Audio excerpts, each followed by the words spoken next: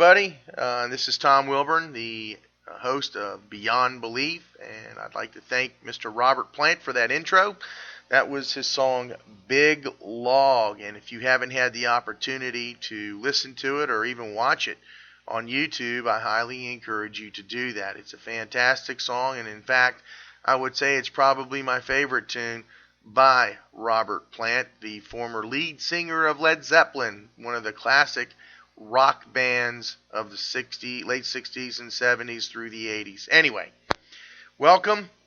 And this podcast is going to deal with some movies that are favorites of mine and that have had an impact on the way I view movies. And I'd like to start off with a movie that really had a significant punch, so to speak, for me. I was about 8 years old back in 1974, 75 time frame. There was not cable TV back then, obviously, and most of the stations were tuned out at 12 o'clock midnight, and they didn't come back on to like 6 in the morning. Well, on Saturdays, our local station would have a feature that came on 11:30, and it was called Creature Feature, and it would show horror movies, sci-fi movies, movies that maybe were really good, or your general B-rated movies. Well, this particular night that I had the opportunity, if you will, to watch Creature Feature, the movie that they played was the 1950s movie Invasion of the Body Snatchers, featuring Kevin McCarthy as the lead character, and it was based in a small rural California town. And as a kid, well, back then, the thought of going to sleep and then waking up a totally different person scared me to death. And the movie, the way it was simply portrayed, allowed the viewer to use their imagination.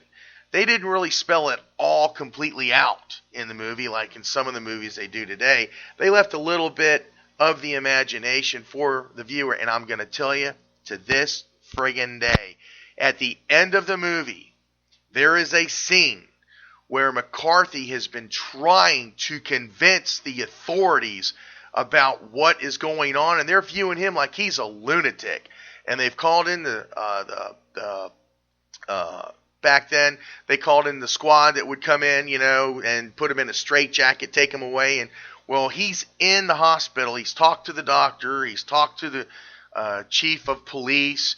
And I'm not going to go any farther with that, but that moment when he's trying to convince people what is going on, I'm getting chills on the back of my neck right now. It's like a very strong part of the movie, and it ends just phenomenally. And it's one of those endings where you could have a sequel to it if you wanted, but thank God they let it end right there and left it to the viewer to contemplate what the hell's going to happen, which is the way good movies should end. Okay? They should leave you with wanting a little bit more, because that, I believe, is a fantastic way to put a little spice in the ending. The music in that movie was okay, but music does lend a significant part in the viewing experience. And I'm going to tell you, the first movie that really did that for me, and if you've ever seen it, you'll know exactly what I'm talking about. It's the 1950s movie, The Thing from Another World. They basically call it The Thing, but the official title is The Thing from Another World. And the way they do the music, something's going to happen, something important, something that, wow, what's going on? It draws you in, it gets your attention. And most of you that are listening have probably seen Spielberg's Jaws from 1976, I think. 77 anyway, the music about the shark coming, dun, dun, dun, dun, dun. I mean, it introduces you to the fact that, hey, something's going to happen. I need to pay attention. And whether you want to pay attention or not, you're drawn into the scene of the movie.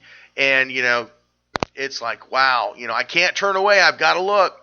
Another movie that did that really well was John Carpenter's Halloween, and the way that they played that music, that stretch, it was just phenomenal, because you knew that when they did that, it didn't necessarily mean something significant was going to happen, but it was something important. And it was like a touch and go. Was something going to happen? Nothing going to happen. Something going to happen?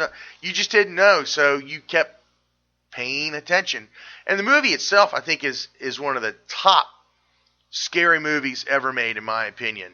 And to this day, I still enjoy watching it. I didn't really much care for the sequels of that movie.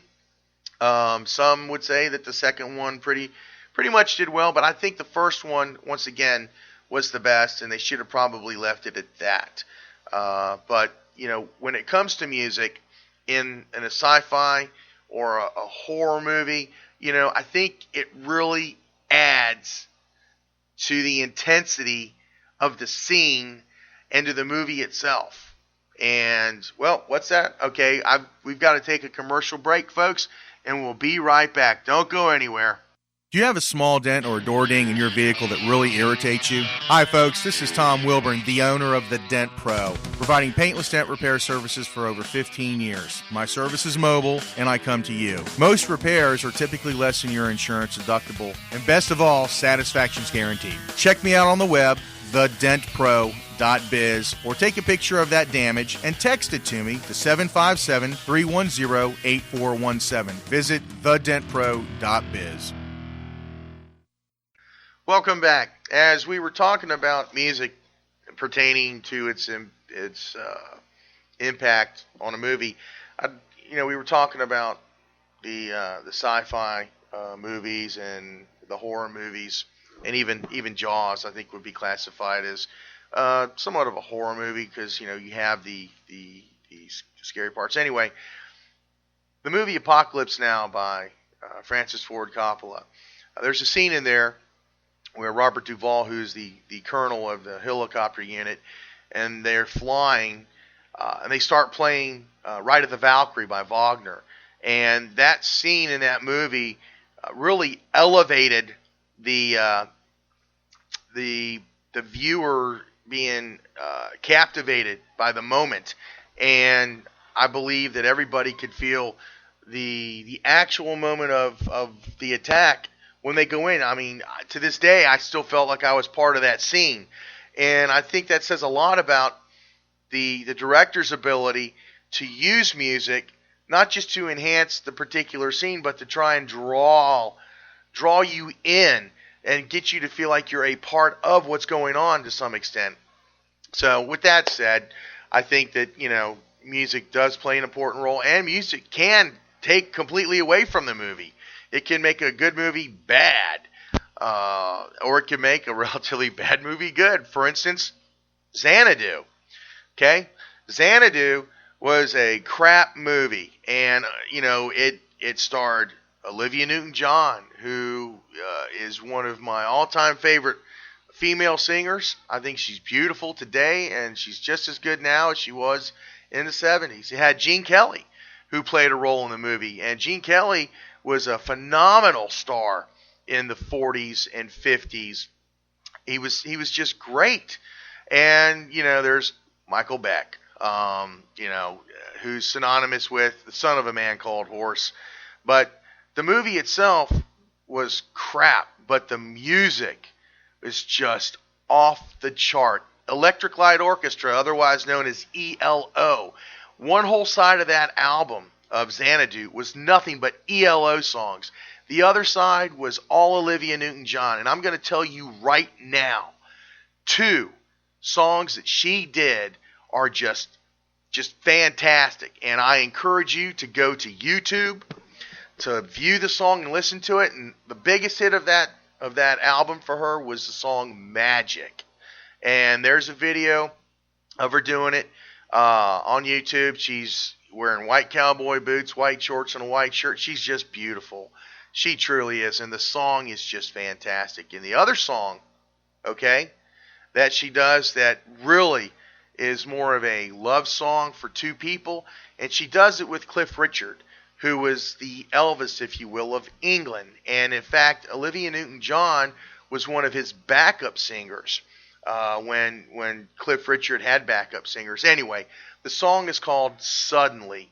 And if you are romantic, then that is a song that you definitely need to listen to, because it just completely describes how two people feel for each other.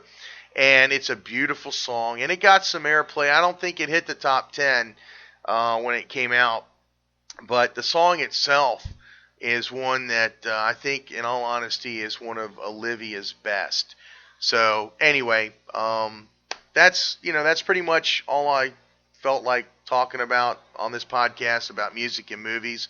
And I'm sure that some of you have some particular movies in mind that have a song. Well, in fact, there's one more that I just thought of, and I'm a medieval type guy in terms of movies that I like. I like Willow, I like Excalibur, and in the movie Excalibur, which I believe is a fantastic movie, there's a part in that movie where Arthur comes back from being in his, zombie-like mode, and the song "O Fortuna," and I believe it's from Carmen.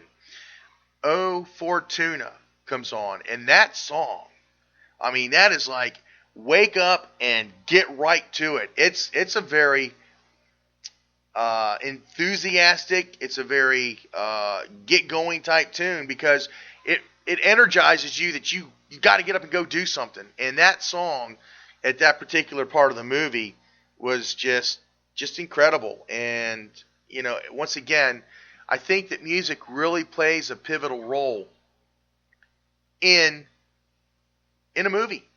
And anyway, with that said, if you've got any